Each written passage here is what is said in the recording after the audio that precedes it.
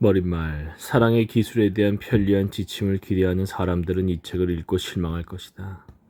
사랑은 스스로 도달한 성숙도와는 관계없이 누구나 쉽게 탐닉할 수 있는 감상이 아니라는 점을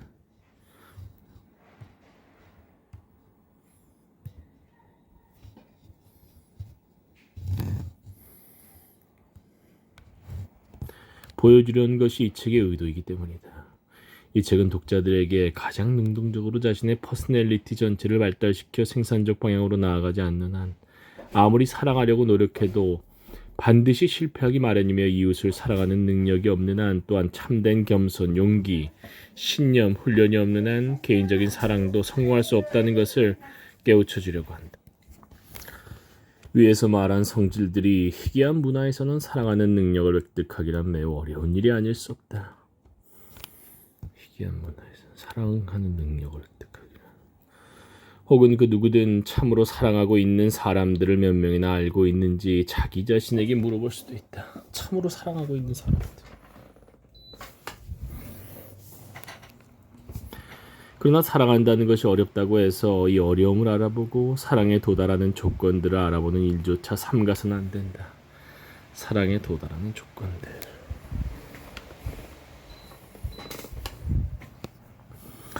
불필요한 복잡성을 피하기 위해 나는 이 문제를 되도록이면 비전문적 용어로 다루려고 했다. 같은 이유로 나는 사랑에 대한 문헌도 최소한도로 한정했다. 다른 문제, 곧 이전에 내 저서들에 표현된 사상의 되풀이를 피하는 문제는 아주 만족스럽게 해결되지 못했다. 특히 나의 자유로부터 해독피, 자립적 인간, 건전한 사회에 친숙한 독자들은 이 책에서 앞에 말한 책들에 표현되어 있는 사상을 상당히 발견할 것이다. 그러나 사랑의 기술은 결코 단순한 요약은 아니다. 이 책에는 이전에 밝힌 사상을 넘어선 많은 사상이 제시되어 있고 매우 당연한 일이지만 옛 사상이라 하더라도 사랑 기술이라는 하나의 주제에 집중함으로써 새로운 시야를 얻게 한다. 아무것도 모르는 자는 아무것도 사랑하지 못한다. 아무 일도 할 수 없는 자는 아무것도 이해하지 못한다. 아무것도 이해하지 못하는 자는 무가치하다. 그러나 이해하는 자는 또한 사랑하고 주목하고 파악한다. 한 사물에 대한 고유한 지식이 많으면 많을수록 사랑은 더더욱더 위대해진다. 한 사물에 대한 고유한 지식. 모든 열매가 딸기와 동시에 익는다고 상상하는 자는 포도에 대해 아무것도 모른다.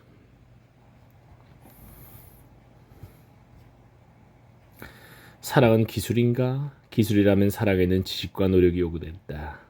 혹은 사랑은 우연한 기회에 경험하게 되는, 다시 말하면 행운만 있으면 누구나 겪게 되는 즐거운 감정인가? 사랑. 이 작은 책은 사랑은 기술이다라는 견해를 전제로 하고 있지만 대부분의 현대인들은 물론 사랑은 즐거운 감정이라고 믿고 있다. 즐거운 감정에 대비된다. 그렇다고 해서 현대인이 사랑을 중요하게 여기지 않는다는 뜻이 아니다.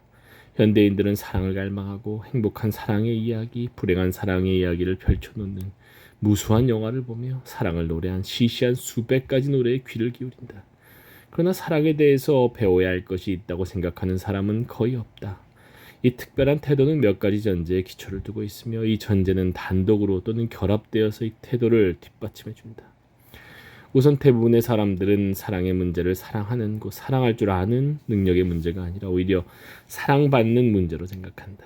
그들에게 사랑의 문제는 어떻게 하면 사랑받을 수 있는가, 어떻게 하면 사랑스러워지는가 하는 문제이다.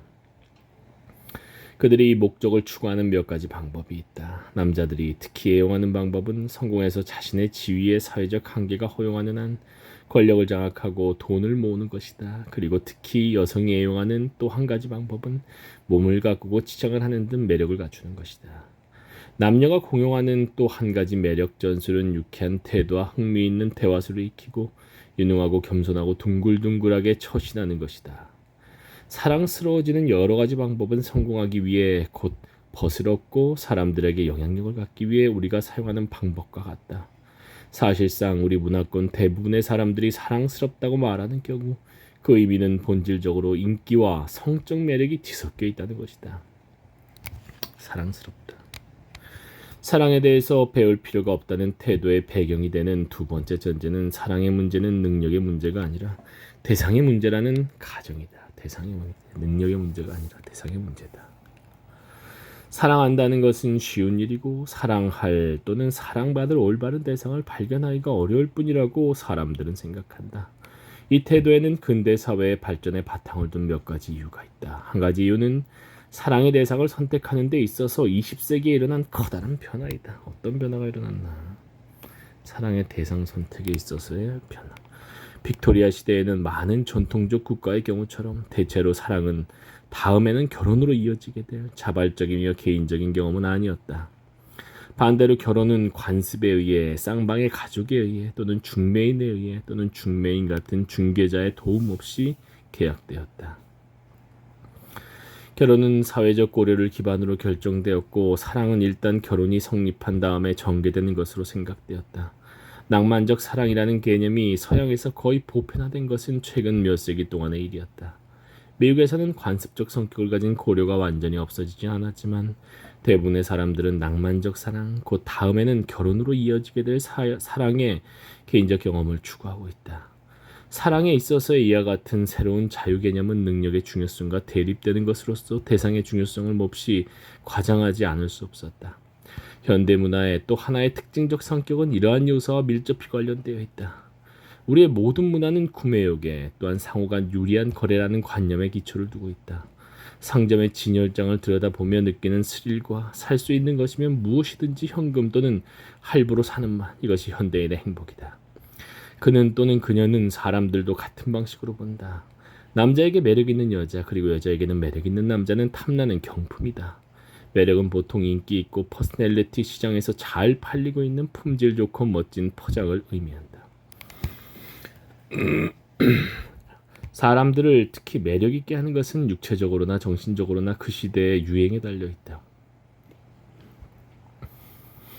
1920년대에는 술을 마시고 담배를 피우는 튼튼하고 성적 매력이 있는 소녀가 매력적이었다. 오늘날의 유행은 오히려 가정적이고 얌전하기를 요구한다. 19세기 말과 20세기 초에는 매력적인 포장이 되려면 남자는 공격적이고 야심적이어야 했으나 오늘날은 사교적이고 관대해야 한다. 어쨌든 사랑하게 되었다는 느낌은 보통 자신의 교환 가능성 범위에 있는 인간 상품에 대해서만 나타난다.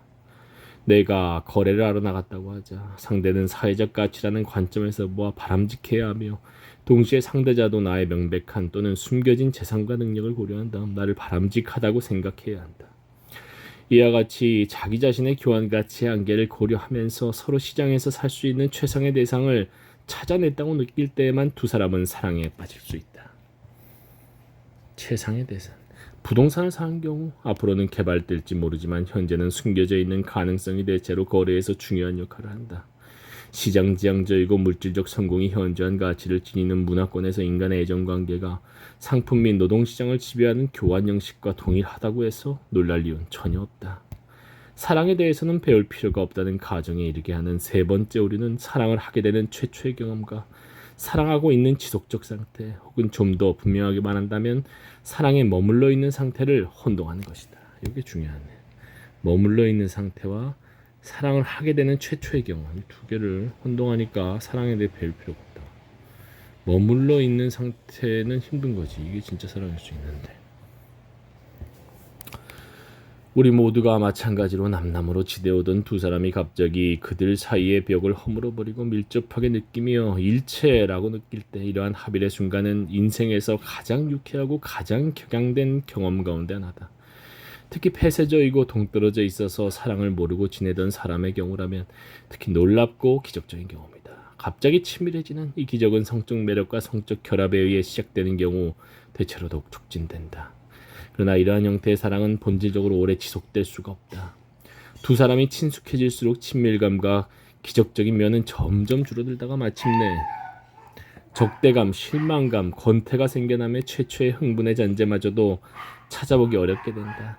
그러나 처음에 그들은 이러한 일을 알지 못한다. 사실상 그들은 강렬한 열중, 서로 미쳐버리는 것을 열정적인 사랑의 증거로 생각하지만 이것은 기껏해야 그들이 서로 만나기 전에 얼마나 외로웠는가를 입증할 뿐이다. 이러한 태도, 즉 사랑보다 더 쉬운 일은 없다는 태도는 반대의 경우에 대한 압도적 증거에도 아랑곳 없이 사랑에 대한 일반적 관념으로서 지속되고 있다. 사랑처럼 엄청난 희망과 기대 속에서 시작되었다가 반드시 실패로 끝나고 마는 활동이나 사업은 찾아보기 어려울 것이다. 만일 이것이 다른 활동의 경우라면 사람들은 열심히 실패의 원인을 가려내려 하고 개선법을 찾아내려고 할 것이다. 그렇지 않으면 그들은 이 활동을 포기할 것이다. 사랑의 경우 포기는 불가능하므로 사랑의 실패를 극복하는 적절한 방법은 오직 하나뿐인 것 같다. 곧 실패의 원인을 가려내고 사랑의 의미를 배우기 시작하는 것이다. 최초의 조치는 삶이 기술적인 것과 마찬가지로 사랑도 기술이라는 것을 깨닫는 것이다.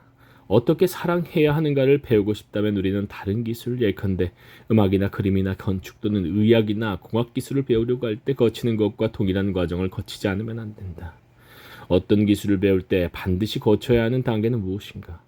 편의상 기술 습득 과정을 둘로 나눌 수 있다. 첫째는 이론의 습득, 둘째는 실천의 습득이다.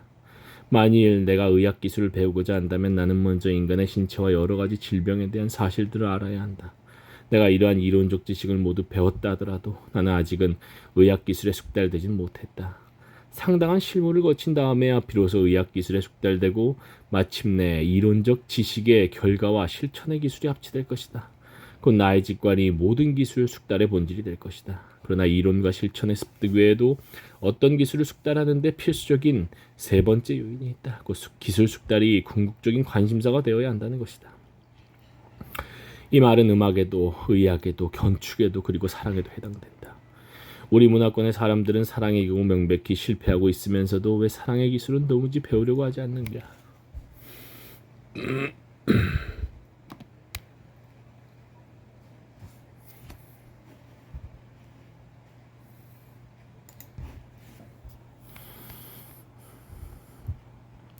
이러한 물음에 대한 대답도 아마 여기서 찾아볼 수 있을 것이다. 사랑을 뿌리 깊이 갈망하면서도 사랑 이외의 거의 모든 일, 곧 성공, 위신, 돈, 권력이 사랑보다도 중요한 것으로 생각되고 있다.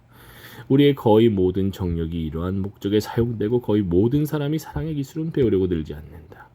돈을 벌거나 특권을 얻는데 필요한 것만이 배울 만한 가치가 있는 거라면 오직 영혼에 유익할 뿐 현대적 의미에서는 아무런 이익도 없는 사랑은 우리가 대부분의 정력을 기울일 필요가 없는 사치에 지나지 않을까? 어쨌든 앞으로는 사랑의 기술을 앞의 구분에 따라 다루기로 한다. 우선 나는 사랑의 이론을 검토하겠으며 이러한 검토는 이 책 대부분을 차지할 것이다. 그 다음에 나는 사랑의 실천을 검토할 것이다. 다른 분야의 경우와 마찬가지로 이 책에서도 실천에 대해서는 할 말이 별로 없긴 하지만 1. 사랑, 인간 실존 문제에 대한 해답. 사랑에 대한 어떠한 이론이든 인간론으로부터 곧 인간 실존론으로부터 시작되어야 한다. 인간 실존. 우리는 사랑 또는 사랑과 비슷한 것을 동물에게서도 발견하지만 동물의 애착은 동물의 본능적 기구의 일부에 지나지 않는다. 그러나 인간의 경우엔 다만 이러한 본능적 기구의 잔재가 작용하고 있음을 볼 수 있을 뿐이다. 인간의 실존에 있어서 본질적인 것은 인간이 동물계로부터 곧 본능적 적응의 세계로부터 벗어났고 자연을 초월해 있다는, 비록 인간이 자연을 결코 버리지 못하지만 초월해 있다는 사실이다. 인간은 자연의 일부이다. 그러나 한번 자연과 결별하면 인간은 자연으로 되돌아가지는 못한다. 일단 낙원, 자연과의 본래 합일 상태에서 쫓겨나면 다시 돌아가려고 노력해도 불타는 칼을 가진 케루빔 천사, 9천사 중 둘째로서 지식을 맡은 천사가 길을 가로막는다. 인간은 철저하게 상실한 전인간적 조화 대신에 이성을 발달시키고 새로운 조화, 곧 인간적 조화를 찾아내면서 오직 앞으로 나아갈 수 있을 뿐이다. 인간은 태어나자마자 개인으로서든 인류로서든 결정되어 있는 본능처럼 결정되어 있는 상황으로부터 비결정적이고 불확실하며 개방적인 상황으로 쫓겨난다. 확실한 것은 과거뿐이고 미래에 확실한 것은 오직 죽음뿐이다. 인간에게는 이성이 부여되었다. 인간은 자기 자신을 아는 생명이다. 인간은 자기 자신을, 동포를, 자신의 과거를, 자신의 미래의 가능성을 알고 있다. 분리되어 있는 실제로서의 자기 자신에 대한 인식, 자신의 생명이 덧없이 짧으며 원하지 않는데도 태어났고 원하지 않아도 죽게 되며 자신이 사랑하던 사람들보다 먼저 또는 그들이 자신보다 먼저 죽게 되리라는 사실의 인식, 자신의 고독과 자신의 분리에 대한 인식, 자연 및 사회의 힘 앞에서 자신의 무력함에 대한 인식, 이러한 모든 인식은 인간의 분리되어 흩어져 있는 실존을 견딜 수 없는 감옥으로 만든다. 인간의 분리되어 흩어져 있는 실존, 인간의 분리되어 흩어져 있는 실존을 견딜 수 없는 감옥. 인간은 이 감옥으로부터 풀려나서 밖으로 나가 어떤 형태로든 다른 사람들과 또한 외부 세계와 결합하지 않는 한 미쳐버릴 것이다. 분리 경험은 불안을 일으킨다. 분리는 정녕 모든 불안의 원천이다. 분리되어 있다는 것은 내가 인간적 힘을 사용할 능력을 상실한 채 단절되어 있다는 뜻이다. 그러므로 분리되어 있는 것은 무력하다는 것, 세계, 사물과 사람들, 세계를 적극적으로 파악하지 못한다는 것을 의미한다. 분리되어 있다는 것은 나의 반응 능력 이상으로 세계가 나를 침범할 수 있다는 것을 의미한다. 따라서 분리는 격렬한 불안의 원천이다. 게다가 분리는 수치심과 죄책감을 일으킨다. 분리 상태에서 느끼는 죄책감과 수치심 경험은 성서에서 아담과 이브 이야기로 표현되어 있다. 아담과 이브는 선과 악을 알게 하는 지혜의 열매를 먹은 다음에 그들이 복종하지 않게 된 다음에 불복종의 자유가 없으면 선악도 없다. 자연과의 본래의 동물적 조화로부터 벗어나 인간이 된 다음에, 다시 말하면 인간 존재로서 탄생한 다음에 빨가벗고 있다는 사실을 알고 부끄러워하게 되었다. 이와 같이 오래된 단순한 신화에도 19세기적인 관점인 고상한 척하는 윤리가 있는데, 이 이야기의 핵심을 우리는 성기가 보임으로써 느끼게 된 곤혹에 있다고 생각해야 할 것인가? 결코 그렇지 않을 것이다.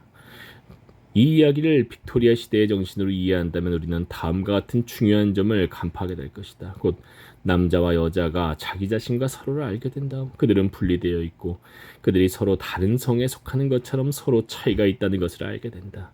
그들은 서로 분리되어 있다는 것을 인정하면서도 아직 서로 사랑하는 것을 배우지 못했기 때문에 남남으로 남아있다. 이것은 아담과 이브를 감싸기보다는 오히려 비난함으로써 자신을 지키려고 한 사실에서도 매우 명백하게 드러난다.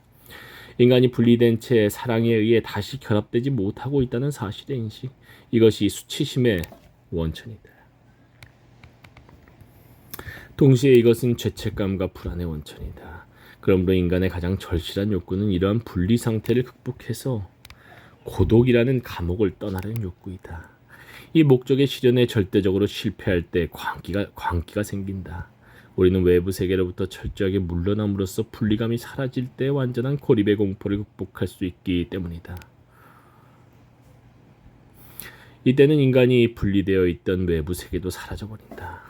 인간, 모든 시대, 모든 문화에 인간은 동일한 문제, 곧 어떻게 분리 상태를 극복하는가, 어떻게 결합하는가, 어떻게 자신의 개체적 생명을 초월해서 합의를 찾아내는가 하는 문제에 직면하고 있다. 동굴 속에 사는 원시인에게도, 양떼를 돌보는 유목민에게도, 이집트의 농부에게도, 페니키아의 상인에게도, 로마의 병사에게도, 중세의 수도사에게도, 일본의 사무라이에게도, 현대의 사무원이나 직공에게도 동일한 문제가 있다. 문제는 동일하다. 이 문제는 동일한 근원, 곧 인간의 상황, 인간의 실존 조건으로부터 발생하기 때문이다.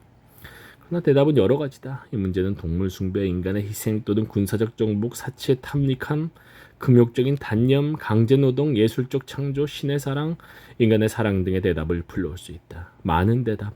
이 대답의 기록이 인간의 역사다. 많은 대답이 있지만 무수하진 않다. 반대로 중심이 아니라 오히려 주변부에 있는 보잘것없는 차이를 무시한다면 제시된 대답의 수는 매우 한정되어 있고, 또한 이러한 대답은 여러 가지 문화권에서 살고 있는 인간에 의해서만 제시될 수 있다는 것을 우리는 발견한다. 종교와 철학의 역사는 이러한 대답의 역사이고, 이러한 대답이 한정되는 동시에 다양화되는 역사다. 이러한 대답은 어느 정도 개인이 도달한 개성화의 정도에 달려있다. 유아의 경우 나라고 하는 것은 발달되긴 하지만 아직 보잘것없다. 유아는 여전히 어머니와의 일체감을 느끼고 어머니가 있는 한 분리감을 느끼지 않는다. 유아의 고독감은 어머니의 육체적 현존, 곧 어머니의 가슴과 어머니의 피부를 통해 달랠 수 있다. 분리와 개성의 감각이 발달하면 이때는 어머니의 육체적 현존으로만은 이미 충분하지 못하고 다른 방식으로 분리 상태를 극복하려는 욕구가 생긴다. 분리와 개성의 감각, 다른 방식으로 극복하려는 욕구. 마찬가지로 인류 역시 유아기에는 자연과 일체감을 느꼈다. 토양, 동물, 식물은 아직도 인간의 세계이다. 인간은 동물과 자기 자신을 동일시하며, 이것은 동물 가면을 쓴다든가 토템으로 삼은 동물 또는 동물신을 숭배한다든가 하는 일로 표현된다. 그러나 인류가 이러한 원초적 결합에서 벗어나면 벗어날수록 인류는 자연의 세계에서 더욱더 분리되고, 분리 상태에서 벗어나는 새로운 방법을 찾아내려는 욕구도 더욱더 강렬해진다. 온갖 종류의 진탕 마시고 떠드는 상태는 이러한 목적을 달성하는 한 가지 방법이다. 이러한 상태는 때로는 마약의 도움을 받기도 하지만 자동적으로 유발된 황홀경의 형태를 취할 수도 있다. 원시 민족의 여러 가지 의식은 이러한 유형의 해결을 생생하게 보여준다. 잠시 동안의 광의 상태에서는 외부 세계는 사라지고 동시에 외부 세계와의 분리감도 사라진다. 이러한 의식은 공동으로 거양됨으로 집단과의 융합을 경험하게 되고 이 경험이 이러한 해결을 더욱 효과적인 것으로 만든다. 이러한 도치적 해결에는 성적 경험이 밀접히 관련되거나 혼합된다. 성적 오르가즘은 황홀경에 의해 발생하는 상태 또는 마약의 효과와 비슷한 상태를 발생시킬 수 있다. 근데 이거는 분리감의 해결이라기보다는 분리감에 대한 고민에서 잠깐 벗어날 수 있는 상태지. 이 오르가즘 상태, 황홀경 결합을 했다기보다는 결합이 문제되지 않는 상황으로 그 문제를 잊게 해주는 거지. 잊게 되는 상태. 그러니까 너무나 이게 황홀한 거야. 공동체의 성적 난행의식은 여러 원시의식의 일부였다. 도치 경험을 한 사람들은 얼마 동안 분리감 때문에 몹시 괴로워하지 않아도 되는 것 같다. 이 문제가 사라지는 거지 문제를 해결하는 게 아니야. 천천히 불안으로 인한 긴장이 고조되었다가 의식을 되풀이해 거행함으로써 다시금 감소된다. 이러한 도치 상태가 부족 내에 공통된 관습으로 행해지는 한 불안감이나 죄책감은 생기지 않는다. 이와 같은 방식으로 행동하는 것이 올바른 것으로 심지어 미덕으로 여겨지기까지 한다. 이것은 모든 사람이 참여하는 방법이고 무당이나 사제에 의해 인정되고 요구되는 방법이기 때문이다. 그러므로 죄책감이나 수치심을 느껴야 할 까닭이 없다. 그러나 이 같은 동일한 해결책을 이러한 공동관습을 과거의 것으로 만들어버린 문화권에서 사는 개인이 선택할 때 문제는 완전히 달라진다. 비도치적 문화권에 살고 있는 개인이 선택하는 형태는 알코올 중독, 마약 중독이다. 사회적으로 정형화된 해결에 참여하는 사람들과 대조적으로 이런 사람들은 죄책감과 후회에 괴로워한다. 그렇지. 죄책감과 후회. 원시 사회에는 이 도치 경험을 했다고 죄책감이 없지. 사회적으로 공인돼 있으니까. 알코올이나 마약에 피난함으로써 분리 상태에서 벗어나려고 하지만 알코올이나 마약은 분리 상태를 해결하는 게 아니고 분리 상태라는 문제를 잊게 해주기 때문에 매력적인 거지. 하지만 도치 상태가 지나가 버리고 나면 그들은 더욱 심한 분리감을 느끼며 더욱 자주 더욱 강렬하게 알코올이나 마약에 의존하게 된다. 성적 도치를 해결책으로 삼는 경우는 이와는 약간 다르다. 성적 도치는 어느 정도 분리감을 극복하는 자연스럽고 정상적인 형태이며 고립 문제에 대한 부분적인 해답이 된다. 그러나 다른 방법으로 분리 상태를 해결하지 못하는 많은 개인의 경우 성적 오르가즘 추구는 알코올 중독이나 마약 중독과 별로 다를 바 없는 기능을 떠맡게 된다. 이것은 분리에 의해 생긴 불안에서 생겨나려는 절망적 노력이며 결과적으로는 분리감을 더욱 증대시킨다. 사랑이 없는 성행위는 한순간을 제외하고는 두 인간 사이의 간격을 좁혀주지 못하기 때문이다.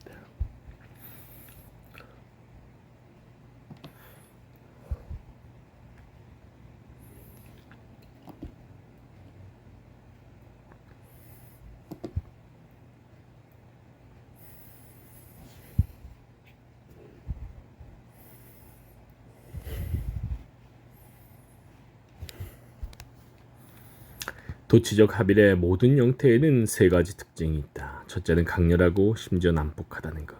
둘째는 퍼스널리티 전체에 몸과 마음에 일어난다는 것. 셋째는 일시적이고 주기적이라는 것이다. 이와는 정반대되는 것이 과거나 현재에 있어서 사람들이 가장 자주 해결책으로 채택하고 있는 합일의 형태, 곧 집단, 그 관습, 관례, 신앙과의 일치에 바탕을 둔 합일이다. 여기서 우리는 상당한 발전을 볼 수 있다. 원시 사회의 집단은 소규모였으며 피와 땀을 나누어 가진 사람들로 구성되어 있었다. 문화가 점점 발달함에 따라 집단은 확대되었다. 집단은 점차 도시국가의 시민, 큰 나라의 시민, 교회의 구성원으로 이루어지게 되었으며 가난한 로마인조차도 나는 로마인이라고 말할 수 있었기 때문에 긍지를 느꼈다. 로마와 그 제국은 한 인간의 가족이자 가정이자 세계였다. 또한 현대 서양 사회에서도 집단과의 합의된 분리 상태를 극복하는 일반적인 방법이다. 이것은 개인의 자아 대부분이 사라지고 그 목적이 군중에 소속되어 있는 합일이다. 만일 내가 남들과 같고 나 자신을 유발나게 하는 사상이나 감정을 갖고 있지 않으며 나의 관습이나 옷이나 생각을 집단의 유형에 일치시킨다면 나는 구제된다. 고독이라는 가공할 경험으로부터 구제되는 것이다. 독재체제는 이러한 일치로 이끌어가려고 위협과 공포를 이용하고 민주국가는 암시와 선전을 이용한다. 물론 두 체제는 매우 큰 차이가 있다. 민주주의에서는 불일치가 가능하며 사실상 불일치가 전혀 없을 때는 없다. 전체주의 체제에서는 소수의 비범한 영웅이나 순교자만이 복종을 거절할 수 있다. 그러나 이러한 차이가 있는데도 민주사회 또한 압도적인 일치를 보여줄 때가 많다. 그 이유는 하빌의 추구에 대해서는 응답이 있어야 하는데 다른 방법이나 더 좋은 방법이 없을 때에는 군중과 일치하는 하빌이 유력한 하빌이 되기 때문이다. 분리되지 않으려는 욕구가 얼마나 절실한가를 이해한다면 남과 다르다는 데서 느끼는 공포, 군중과 약간 떨어져 있다는 데서 느끼는 공포가 얼마나 강력한가를 이해할 수 있다. 때로는 이러한 불일치에 대한 공포는 일치하려고 하지 않는 자를 위협하는 실체적 위험에 대한 공포로서 합리화되기도 한다. 그러나 실제로는 적어도 서양 민주주의에서는 사람들은 일치하도록 강요받는 정도 이상으로 일치하기를 바라고 있다. 대부분의 사람은 일치하고 싶어하는 자신의 욕구조차도 알지 못한다. 그들은 자신의 생각과 기호에 따르고 있으며 자신은 개인주의자이고 스스로의 사고의 결과로 현재의 견해에 도달했으며 자신의 의견이 사람들 대부분의 의견과 같은 것은 우연에 지나지 않는다는 환상 속에 살고 있다.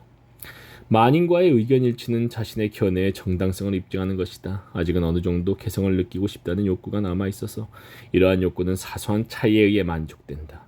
곧 핸드백이나 스웨터에 새겨놓은 머리글자, 은행 출납기원의 명찰, 공화당에 반대하고 민주당에 가입하는 것 등은 개인적 차이의 편이 된다. 사실상 아무런 차이도 없는 경우에 이것은 다르다라는 슬로건을 떠들어대는 것은 차이를 추구하는 애처로운 욕구를 드러내는 것이다. 차이를 제거하려는 경향이 이와 같은 강화되는 것은 차이를 제거하는 경향이 이와 같이 강화되는 것은 가장 발달한 산업사회에서 전개되는 평등의 개념 및 경험과 밀접한 관련이 있다. 평등은 종교적 맥락에서는 우리 모두 하나님의 자식이며 우리 모두 인간으로서 똑같은 신성한 천품을 갖고 있으며 우리 모두 일체라는 뜻을 갖고 있다. 또한 평등은 개인 간의 차이를 존중해야 하며 우리 모두 일체임이 사실이더라도 우리는 각기 독특한 실제이고 각기 하나의 조화로운 우주라는 것도 사실임을 의미한다. 개인의 독자성에 대한 이러한 확신은 예컨대 탈무드, 유대인의 율법과 그 해석 탈무드에도 표현되어 있다. 곧 한 생명을 구한 자는 전 세계를 구한 것과 같고 한 생명을 파괴한 자는 전 세계를 파괴하는 것과 같다. 개성 발달의 조건으로서의 평등은 또한 서양 계몽주의 철학의 평등 개념이 의미하는 것이기도 했다. 평등은 칸트에 의해 가장 명백하게 표현되었거니와 인간이 타인의 목적을 위한 수단이 되어서는 안 된다는 것을 의미했다. 다시 말하면 만인은 각기 목적이고 목적인 한에서만 동등하며 서로 수단이 되는 일은 결코 없다. 계몽주의 사상에 따라 여러 학파의 사회주의적 사상가들은 평등을 착취의 폐지, 인간에 의한 인간의 이용의 폐지로 정의했다. 이러한 이용이 잔인하든 인간적이든 관계없이 현대 자본주의 사회에서 평등의 의미는 달라졌다. 이 사회에서 평등이란 말은 자동 인형의 평등, 개성을 상실한 인간들의 평등을 말한다.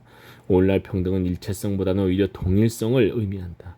평등은 추상적 동일성, 곧 같은 일터에서 일하고 같은 오락을 갖고 같은 신문을 읽고 같은 감정과 같은 생각을 가진 사람들의 동일성을 의미한다. 이러한 관점에서 우리는 보통 진보의 조짐으로 찬양되고 있는 성과들 예컨대 남녀 동등권에 대해 어느 정도 회의적 태도를 갖지 않으면 안 된다. 물론 나는 남녀 동등권을 반대하진 않는다. 그러나 평등을 추구하는 이러한 경향에 긍정적인 측면이 있다고 해서 기만당하는 일이 있어서는 안 된다. 이것은 차이를 제거하려는 경향이 일부이다. 남녀 평등은 바로 이러한 대가를 치르고 산 것이다. 다시 말하면 여자는 이제 다른 점이 하나도 없기 때문에 남자와 평등한 것이다. 정신에는 성이 없다는 계몽주의 철학의 명제는 일반적 관습이 되었다. 성의 양극성은 사라지고 동시에 이러한 양극성의 바탕을 둔 성애도 사라졌다.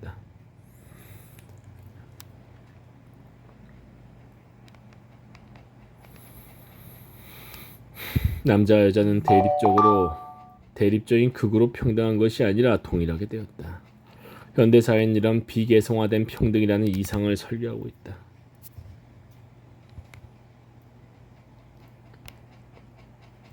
현대 사회는 인간에게 대집단 속에서 마찰없이 원활하게 일하도록 서로 동일한 원자적 인간이 되기를 요구하고 있기 때문이다. 즉 모두 동일한 명령에 복종하면서도 각기 자신의 욕망에 따르고 있다는 확신을 갖게 되는 것이다. 현대 대량 생산이 상품의 규격화를 요구하는 것처럼 사회적 과정은 인간의 표준화를 요구하고 이러한 표준화를 평등이라고 한다. 일체에 의한 합일은 강렬하지도 않고 난폭하지도 않다. 이러한 합일은 냉정하고 관례에 따라 지시되며 바로 이러한 이유 때문에 때로는 분리 상태에서 생기는 불안을 진정시키기에 불충분하다.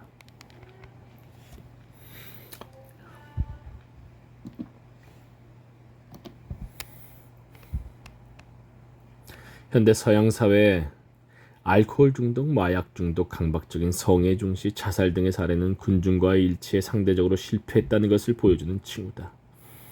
게다가 일체에 의한 합의는 주로 정신에만 관계되고 육체에는 관계되지 않으며 이러한 이유 때문에 도치적 해결책과 비교하면 결함이 있다. 군중과의 일체에는 단 한 가지 이점이 있을 뿐이다. 곧 이것은 발작적이지 않고 지속적이다. 개인은 서너 살 때 일체 유형으로 유도되고 따라서 군중과의 접촉이 끊이지 않는다. 개인의 장례식조차도 개인은 그의 마지막 사회적 대사건으로서 장례식을 기대하고 있다. 이러한 유형과 엄밀하게 일치되어 있다. 분리 상태에서 생기는 불안을 해소하는 방법으로서의 일치와 함께 현대 생활의 다른 요인, 곧 일상적인 노동과 일상적인 오락의 역할을 생각해 보아야 한다. 인간은 평균화되고 노동력 또는 사무원이나 관리자의 관료적 힘의 일부가 된다. 그는 주도권을 갖지 못하고 그가 하는 일은 이 일을 관리하는 조직에 의해 지시된다. 계급의 높고 낮음에는 아무런 차이도 없다. 그들은 모두 조직의 전체적 구조에 의해 지시된 일을 지시된 속도로 지시된 방식에 따라 수행하고 있다. 심지어 감정조차도 지시받고 있다. 쾌활한 믿음직한 모든 사람과 마찰없이 지내는 능력까지도. 오락도 그리 격렬한 방법은 아니더라도 역시 상투적인 것이 된다. 책은 독서 클럽에 의해 선택되고 영화는 필름이나 극장 소유자에 의해 선택되고 광고 슬로건도 그들에게 지불을 받는다. 휴식 역시 일정하다. 곧 일요일에 드라이브, 텔레비전 연속물, 카드놀이, 사교 파티 등이다. 태어나서 죽을 때까지 일요일부터 다음 월요일까지 아침부터 밤까지 모든 활동은 일정하고 기성품화되어 있다. 이러한 상투적 생활의 그물에 걸린 인간이 어떻게 자신은 인간이고 특이한 개인이며 희망과 절망, 슬픔과 두려움, 사랑에 대한 갈망, 무와 분리에 대한 두려움을 갖고 단 한 번 살아갈 기회를 갖게 된 자임을 잊지 않을 것인가. 합의를 이루는 세 번째 방법은 창조적 활동, 예술가의 창조적 활동이든 직공의 창조적 활동이든 창조적 활동이다.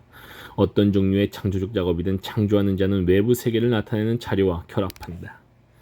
외부 세계를 나타내는 자료와 결합.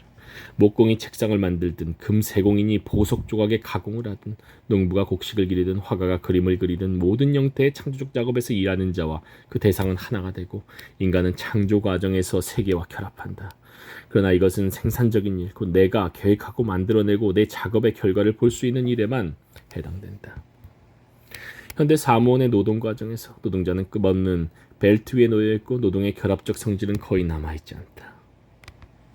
노동자는 기계 또는 관료 조직의 부속물이 된다. 그는 이미 그 자신이 아니며 따라서 일치를 넘어선 합의는 발생하지 않는다. 생산적 작업에서 이루어지는 합의는 대인간적인 것이 아니다. 도치적 융합에서 이루어지는 합의는 일시적이다. 일치에 의해 달성된 합의는 사이비 합의에 지나지 않는다. 그러므로 이러한 합의는 실존의 문제에 대한 부분적 해답에 지나지 않는다. 완전한 해답은 대인간적 결합, 다른 사람과의 융합의 달성, 곧 사랑에서 찾아볼 수 있다. 대인간적 융합에 대한 인간은 인간의 가장 강력한 갈망이다. 그것은 가장 기본적인 열정이고 인류를, 집단을, 가족을, 사회를 결합시키는 힘이다. 이 욕구를 만족시키지 못하면 발광 또는 파괴, 자기 파괴 또는 타인 파괴가 일어난다.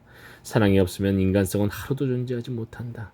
그러나 우리가 대인간적 합의의 달성을 사랑이라고 부른다면 우리는 심각한 난관에 부딪히게 된다.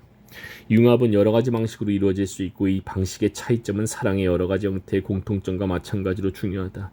이러한 모든 것을 사랑이라고 불러야 할까? 아니면 특수한 종류의 합일, 그 서양과 동양의 지나간 4,000년 동안의 역사에 나타난 모든 위대한 인본주의적 종교 및 철학체계의 이상적 덕이었던 합의를 위해 사랑이라는 말을 아껴둬야 할까?